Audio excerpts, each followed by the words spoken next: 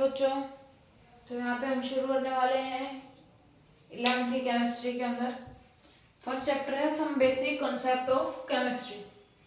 तो इसके अंदर फर्स्ट आता है हमारे पास फिजिकल क्लासिफिकेशन। फिजिकल क्लासिफिकेशन के अंदर हम क्या करते हैं, तीन पार्ट्स के अंदर इसको क्लासिफाई करते हैं, solid, then further liquid and then gas. तो सॉलिड के हमको पता है कि सॉलिड के पार्टिकल्स कैसे होते हैं, बहुत ज्यादा क्लोज होते हैं, ठीक है। देन हम बात करते हैं लिक्विड की। लिक्विड के पार्टिकल्स की जब हम बात करते हैं, थोड़े से स्पेस इनके बीच में प्रेजेंट होता है। देन जब हम बात करते हैं गैस की, तो हमारे पास ये पार्टिकल्स होते हैं ऐसा कुछ, ठीक है। यहाँ पे हमारा क्या हुआ, फिजिकल क्लासिफिकेशन जो हमारे पास था वो हो गया हमारा क्लियर। इसके बाद हम बात करते हैं केमिकल क्लासिफिकेशन, केमिकल प्रॉपर्टीज के अंदर। केमिकल क्लासिफिकेशन में हम क्या करते हैं, हमारे पास सब्सटेंस प्रेजेंट है, दो पार्ट्स के अंदर उसको क्लासिफाई करते हैं।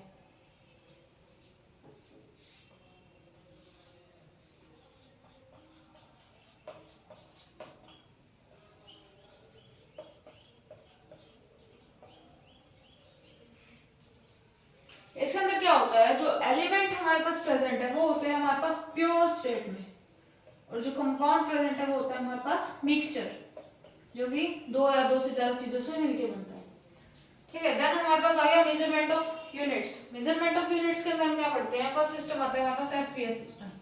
एफपीएस के अंदर हमारा होता है फुट, एफ का मतलब फुट, पी का मतलब पाउंड और एस का मतलब सेकंड। देन आता है हमारे पास नेक्स्ट है एमकेएस सिस्टम। एमकेएस मतलब एम मतलब मीटर, के मतलब किलोग्राम और एस मतलब सेकंड।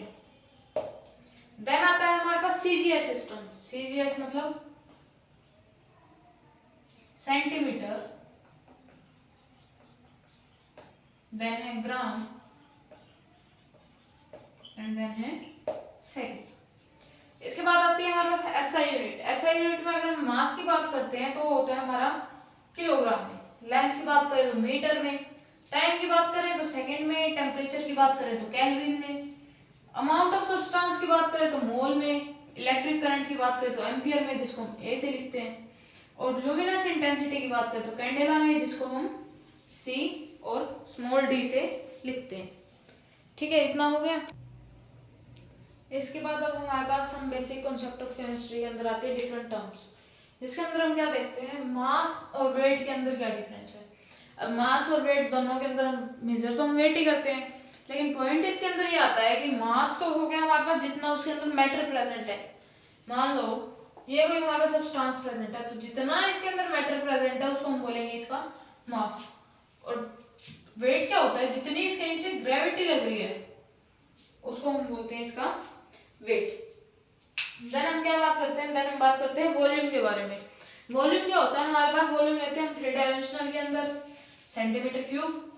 वॉल्यूम के अंदर हम क्या करते हैं, जितना स्पेस वो वॉल्यूम उसका ऑक्यूपाई कर रहा है सब्सटेंस, उसको हम बोलते हैं वॉल्यूम। इसके बाद आ जाती है हमारे पास डेंसिटी। डेंसिटी क्या होती है, हमारे पास मास अपॉन वॉल्यूम। डेंसिटी को हम निकाल सकते हैं मास अपॉन वॉल्यूम से।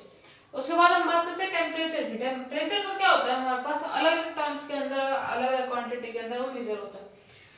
पहले हम देख रहे हैं डिग्री फ़ारेनहाइट के अंदर। अब मान लो हमारे पास मास प्रेजेंट है डिग्री सेल्सियस के अंदर, और हमसे वो पूछ लेता है कि मास को हम, इसको टेम्परेचर प्रेजेंट है हमारे पास डिग्री सेल्सियस के अंदर, और टेम्परेचर को क्या करना है, हमको फ़ारेनहाइट के अंदर कन्वर्ट करना है। तो कन्वर्ट करने के लिए हम क्या करते हैं, 9/5 यहाँ पे वैल्यू रखेंगे डिग्री सेल्सियस की, प्लस में 32। देन नेक्स्ट में बात कर रहे हैं केल्विन के लिए। जो टेम्परेचर को हम केल्विन में मेजर करते हैं तो हम लिखते हैं डिग्री सेल्सियस प्लस में 273.5, इसको हम 273 तक भी लिखते हैं, ठीक है। देन बात करते हैं स्पीड की। स्पीड के लिए हमारे पास फॉर्मूला होता है डिस्टेंस अपॉन टाइम, ठीक है। ये होता है हमारे पास स्पीड। देन आता है हमारे पास एक्सेलरेशन। एक्सेलरेशन क्या होती है, हमारे पास change in velocity upon time taken, ठीक है। देन आते हैं हम फोर्स पे। फोर्स होता है हमारे पास मास इनटू में एक्सेलरेशन। इसके बाद हम बात करते हैं साइंटिफिक नोटेशन की। साइंटिफिक नोटेशन से हम क्या समझते हैं, जैसे कि हमने कुछ ऐसा कुछ देखा होगा भाई 25 इंटू में 10 की पावर 9, 2 इंटू में 10 की पावर 20, ऐसा कुछ। तो ये जो हमारे पास क्वांटिटी प्रेजेंट होती है उसको हम बोलते हैं साइंटिफिक नोटेशन। देन इसके अंदर हमारे पास टर्म आती है precision and accuracy. Precision and accuracy का मतलब क्या होता है, जैसे कि मान लो ये हमारे पास कोई पॉइंट है, ठीक है। अब हमको यहाँ पे इसके इस पॉइंट पे हमको क्या करना है, शूट करना है इस पॉइंट पे।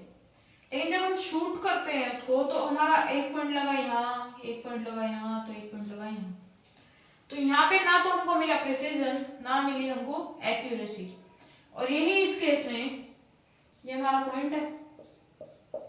अगर हमारे तीनों पॉइंट लगते हैं ऐसे तो इसको हम बोलेंगे प्रिसीजन तो है कि सेम पॉइंट पे लगा रहा है, प्रिसीजन है लेकिन नॉट एक्यूरेसी,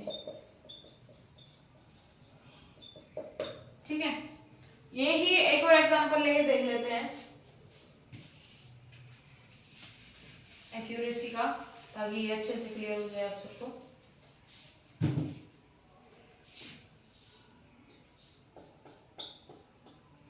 इसके अंदर क्या है, यहाँ ये ऐसे, इसको हम बोलेंगे good precision and good accuracy, ठीक है। तो इसके साथ हमारी कुछ टर्म्स जो है इस चैप्टर की वो हो गई है।